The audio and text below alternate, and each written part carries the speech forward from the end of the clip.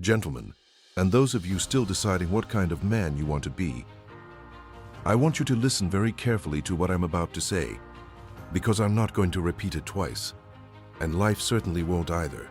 There was a man, born in 1584 in the mountains of Japan. Number, silver spoon. Number, powerful family name. No safety net beneath his feet.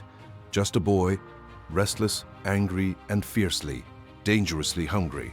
By the age of 13, he had already fought his first duel. By 30, he had survived over 60 life-or-death sword fights, undefeated. Not one loss. Not one. In an era where one wrong move meant death, this man walked away from every single encounter standing. His name was Miyamoto Musashi. And I didn't come here today to give you a history lesson. I came here because that man's life, every scar, every lonely night, every moment he chose discipline over comfort, is one of the most powerful blueprints for mental toughness that this world has ever produced. And most of you have never truly studied it, not really. See, we live in a world right now that is obsessed with shortcuts, obsessed with hacks, obsessed with the highlight reel, and terrified of the hard road. We want the warrior's strength without the warrior's suffering. We want the champion's mind without putting in the champion's hours in the dark, alone when nobody is watching and nobody is clapping. Musashi didn't have Instagram. He didn't have a coach whispering affirmations in his ear. He had mountains. He had silence. He had failure. And he had the iron will to turn every single one of those things into weapons. And here is what I know after decades of studying greatness, sitting across from men who've been broken and rebuilt, men who've lost everything and risen anyway. Mental toughness is not a gift. It is not something you are born with, like eye color or height. It is forged. It is earned. It is built, brick by brick, scar by scar, choice by painful choice, in the moments when quitting would have been so much easier. Musashi's life is proof of that. And today, so will yours be. Somewhere along the way, we were sold a lie.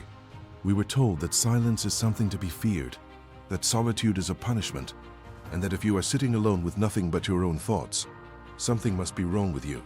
So we fill every quiet moment with noise, scrolling, streaming, talking, consuming, anything to avoid being left alone with ourselves. And in doing so, we are robbing ourselves of the very thing that builds an unbreakable mind. Miyamoto Musashi understood something that most men never figure out in an entire lifetime. He understood that solitude is not an absence. It is a presence. It is the presence of clarity, the presence of self-awareness, the presence of an inner voice that only speaks when everything else goes quiet.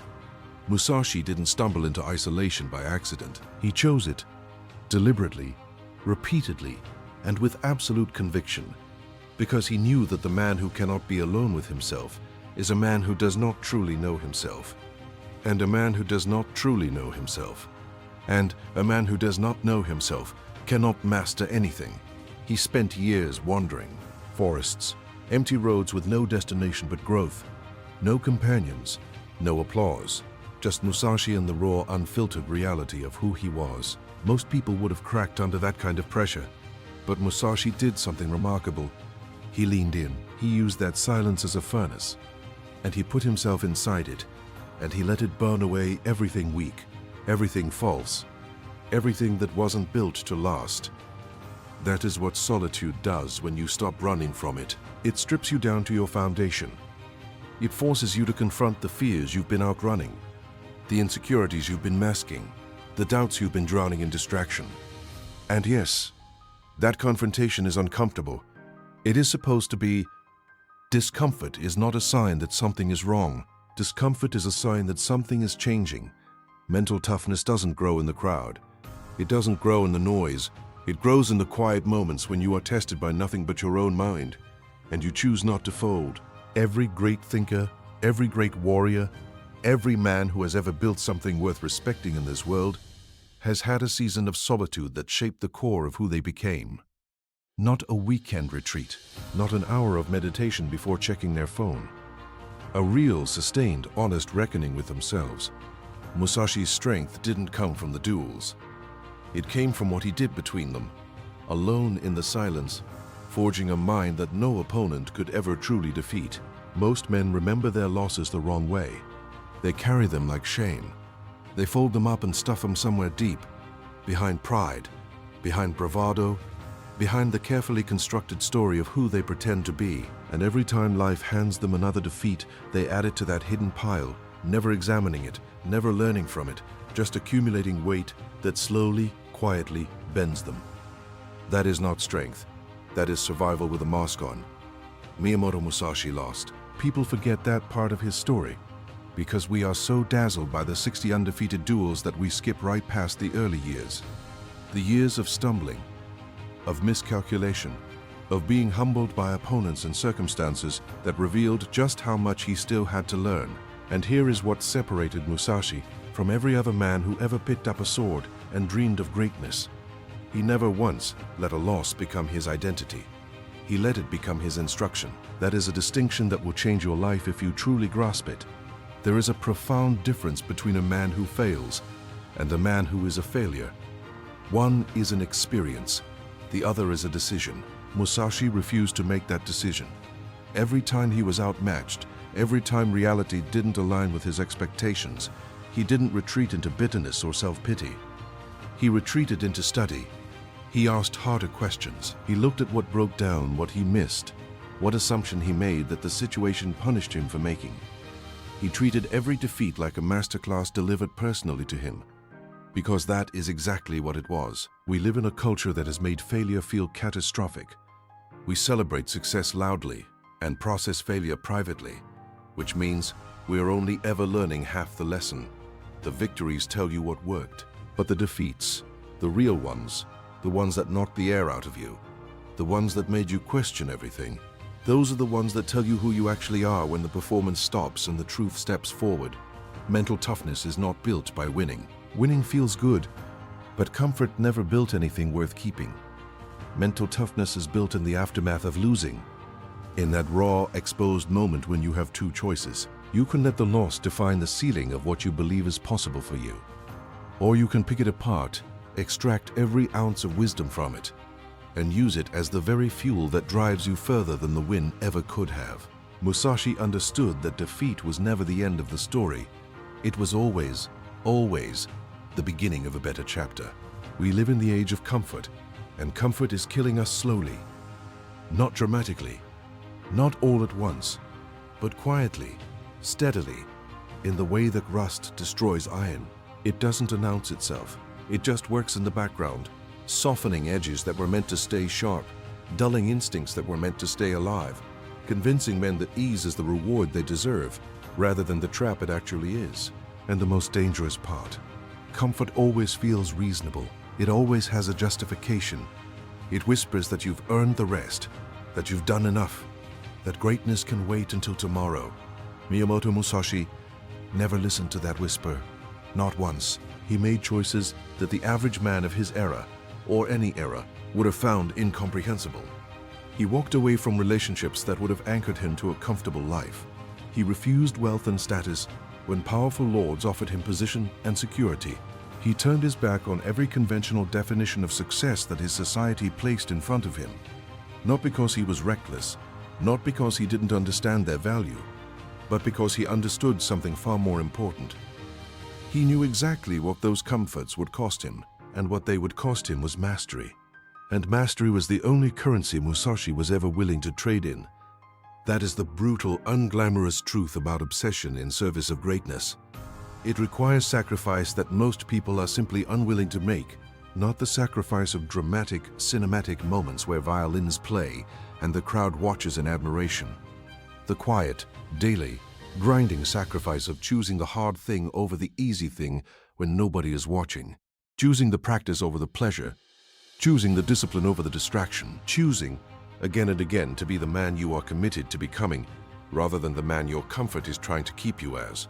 Most men want mastery the way they want a lottery win, without the work that actually earns it. They admire the result from a distance while quietly resenting the process up close. But Musashi was not interested in admiration. He was interested in truth. And the truth is that there is no shortcut through the forge. You either go through the heat or you don't come out hardened. There is no third option.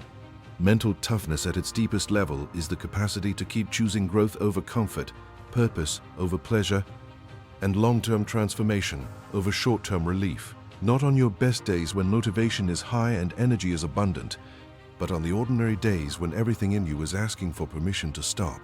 There is a dangerous misconception that has been passed around for generations, and it has cost more men their potential than any external enemy ever could. The misconception is this: that the mind is simply who you are, that it is fixed, that some men are born with mental clarity, with focus, with the ability to perform under pressure, and others simply are not. And if you weren't born with it, well, that's just your nature, and there's very little to be done about it. That belief is not humility. That belief is surrender, dressed up in philosophy. Miyamoto Musashi rejected that idea completely, and he did it not just through his actions, but through his words. When he sat down in a cave at the age of 60 to write the Book of Five Rings, he wasn't writing a manual about swords. He was writing a manual about the mind, about how to think when the pressure is unbearable, about how to remain clear when chaos is everywhere around you, about how to make precise, intelligent decisions in moments when fear, ego, and adrenaline are all screaming at once. He was teaching men that the mind is not a fixed instrument. It is a trainable one, and that changes everything. Because if the mind can be trained, then mental toughness is not a personality trait reserved for a chosen few. It is a skill. It is a practice. It is something you build through deliberate, consistent, honest effort, the same way you build physical strength, by putting it under load, by pushing past the point of comfort, by returning to the work even when the previous session left you exhausted and questioning your capacity. Musashi trained his mind with the same ruthless discipline he applied to his sword work. He studied strategy obsessively. He practiced stillness as deliberately as he practiced technique. He developed what he called the mind like water, a state of complete calm responsiveness, unshaken by provocation, undistorted by emotion, capable of reading any situation with total clarity. That is not mysticism, that is training. That is the result of a man who decided, with full intention, to take ownership of his mental landscape and refuse to leave it uncultivated. The men in this room who are struggling, not with their circumstances but with their own minds, with the noise, the doubt, the inability to stay focused when it matters most. I want you to hear this clearly. That struggle is not your destiny. It is your starting point. The mind that feels chaotic today is the same mind that can be sharpened, steadied, and made formidable through the right kind of consistent, purposeful work. Musashi proved that the most powerful weapon a man will ever possess is not held in his hand, but carried between his ears. Every man in this room has faced an opponent at some point in his life. Maybe it showed up as a competitor in business, a rival in sport, a person who challenged his position or questioned his worth. And when that external threat appeared, something activated. Focus sharpened. Adrenaline rose. The survival instinct kicked in and said, fight. We know how to respond to enemies we can see. We have been conditioned since childhood to identify the threat outside of us and meet it with force. But the enemy that has quietly been dismantling us, the one that has sabotaged more dreams and collapsed more potential than any outside adversary ever could, that one lives inside, and most men never even declare war on it. Miyamoto Musashi was one of the most fearsome warriors in recorded human history. Men trained for years, sometimes decades, and still could not defeat him in combat. But read his writings carefully, and I mean carefully, with the kind of attention that goes beneath the surface, and you will discover something that reframes everything. Musashi's deepest battles were never fought on a dueling ground. They were fought within. Ego was his most persistent opponent. Impatience was the adversary that demanded constant vigilance. Fear, not the fear of death, because Musashi had long made peace with death, but the subtler fear of stagnation, of irrelevance, of stopping short of his true potential. These were the enemies that never put down their swords. Ego is particularly ruthless because it disguises itself as strength. It tells you that you already know enough, that you have already proven yourself, that the next level of growth is unnecessary because look at how far you have already come. It flatters you into stillness, and stillness for a man committed to mastery is a slow death. Musashi understood that the moment a warrior begins to believe his own legend is the moment he becomes vulnerable in a way no external opponent could ever make him. Mental toughness at its highest expression is not the ability to overpower what is in front of you. It is the ability to govern what is within you, to recognize when ego is making the decision instead of wisdom, to catch impatience before it destroys a strategy that simply needed more time, to face fear not by suppressing it, but by moving forward in honest acknowledgement of its presence, refusing to grant it the authority to determine your direction. The internal war is the only war that truly matters, because every external battle you will ever face is first won or lost in the 6 inches between your temples. In the private conversation you have with yourself when no one else is listening and only your character decides the outcome.